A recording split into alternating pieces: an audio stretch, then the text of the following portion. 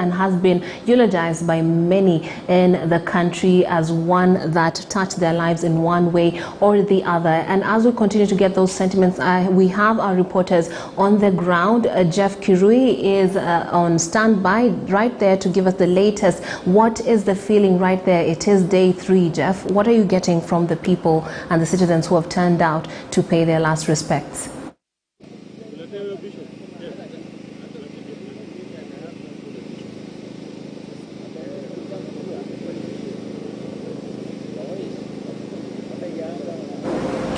Jeff Kirui is at Parliament, and we can see you, Jeff. I wonder if you can hear me. What is the latest from where you are in Parliament? The citizens have turned up in large numbers. It's the last day. What's the sense you're getting from Wananchi as they pay their respects to the former President Mwai Kibaki? Well, very good morning, Trix. Of course, we are coming to you live from Parliament buildings, and today is quite a slow day compared to what we witnessed on Monday and Tuesday, considering the queues that are here waiting to pay their last respects to the late President Stanley Emilio Mwai Kibaki. Remember, this is the last day of this 3-day event for citizens and dignitaries, members of Parliament, to pay their last respects. Today particularly, it's actually, we are going to keep a keen eye on Parliament today because there is a special sitting that was gazetted following that announcement, official announcement by President Uhuru Kenyatta about the demise of the late president. And Parliament today will be paying their tributes, eulogizing President Emilio Mwai Kibaki here in Parliament. Remember, some of the members have actually served with him, either as member of Parliament or as president, considering that he had to come to Parliament at some point for budget day, State of the Nation address, and some of the members actually served with him. Remember, President Mwai Kibaki served for 50 years in Parliament before he retired in 2013, of course, paving way for the regime of President Uhuru Kenyatta and William Ruto, which has served also for 10 years. That is, their term is coming to an end in the next 3 months or so. But now I'll engage some of the members of public who've actually come here to pay their last respects. Karibu sana ndugu KTN News. Wewe unaitwa nani? Naitwa Reverend Samson James. Nina hudumu na Hope of God Gospel Church. Na nimekuja kuomboleza president ambaye hatujawahi kupata tena nchini Kenya kwa sababu ya uchumi aliyokaa chini akaichora vizuri ikarudi chini. So kama nchi ya Kenya, ninaomba sana Mungu atusaidie.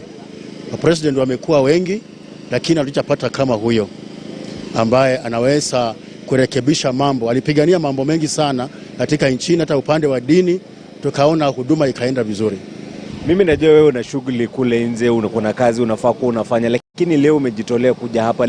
Msukumo wako haswa ni upi kuja leo, si asubuhi ya leo, kuja kupeana pole zako za mwisho kwa rais mwenda zake hayati mzee Mwai Kibaki?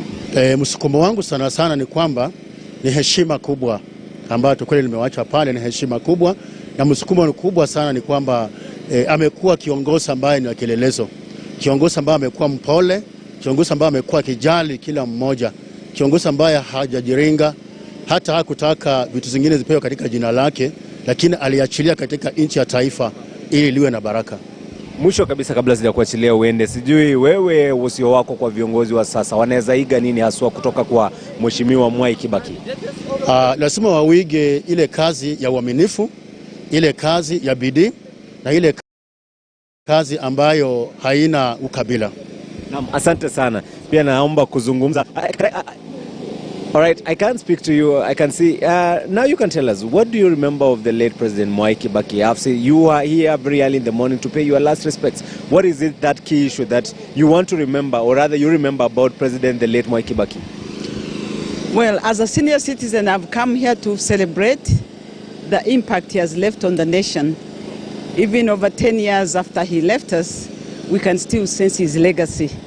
The impact he had on the youth, in that our youth now can do border, and the impact he had on Parliament. I've listened to a lot of his cabinet ministers praising him for how he led them by example, by questions and not by using a bossy attitude. So he set an example of a legacy of leading as he performed, and his performance is outstanding. We feel it. We still can sense the impact of the roads.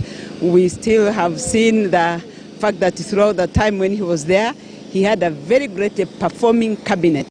If you listen to all of them, he has impacted and left a legacy. So I've come to pay my last respect to him for the impact he left on us as a nation, for the legacy that the younger generation. I've come with my daughter. She's actually the one who was keen to come, which shows you that we are set to emulate him. Me representing the elder generation, she representing the younger generation, both in schools, and she's a graduate holding 2 degrees. And you can see these are people who feel he impacted them. Jolie, isn't that so? Yes, indeed. So you did actually benefit from the free primary education from Mwai Kibaki, or you benefited? How did you benefit education-wise exactly from the regime of President Mwai Kibaki? Okay, for me I was in the regime of Moi, but from my siblings, they benefited from his regime, from Mwai Kibaki's regime. Yes. You look like a young person, and I don't know, currently as we speak, the current crop of members of parliament mostly are youth. In your view, what can they draw from the leadership of the late Mzee Mwai Kibaki? His level of integrity and leadership. He was more transparent. Yeah, I think that's what I'm... All right, thank you very much. Of course, we are going to let you go. You pay your last respects to the late President Mwai Kibaki. But those are some of the members of public who've come here very early in the morning. As early as 6, there are members of public queuing here in Parliament, waiting for that opportunity to pay their last respects to President Mwai Kibaki. But there is one gentleman here before I hand it back to you, Trix. Unaitwa nani? My name is Joseph Wambua Kiseli. I come from KTN constituency, that is in Machakos County. You've come all the way from Machakos County to Nairobi to pay your last respects.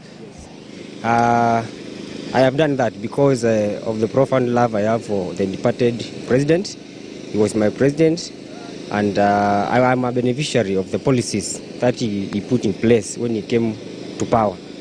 As you can see, I'm young, so I went through free primary education and also subsidized secondary education. That is one thing that I cannot forget that the President Mwai Kibaki, when he came to power, did to us. Also, as a leader, I emulate him in a lot, and so I decided today to come pay my respects because he is also a leader that I drew a lot from. Yeah.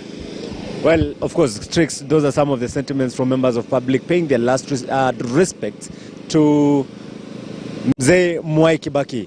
The body has been lying in state here in Parliament for the last 2 days. This is the 3rd day. And earlier on, I was engaging some senior members of the disciplined forces, and they're informing me that the tradition of having 3 days is because of what was set by the first president, the founding father of the Republic of Kenya, that is Mzee Jomo Kenyatta. And they will be having that tradition, or rather they have been having that tradition of 3 days based on what was set in the first event when Mzee Jomo Kenyatta was laid was put to lay in state in Parliament buildings. So that is why it is a 3-day event. But of course, from here today, the body will be taken back to Lee Funeral Home. And tomorrow morning, that body, or rather, on Friday morning, rather, the body will be taken to State House. Before now, that convoy makes its way to Nyayo Stadium, where there will be interdenominational memorial service.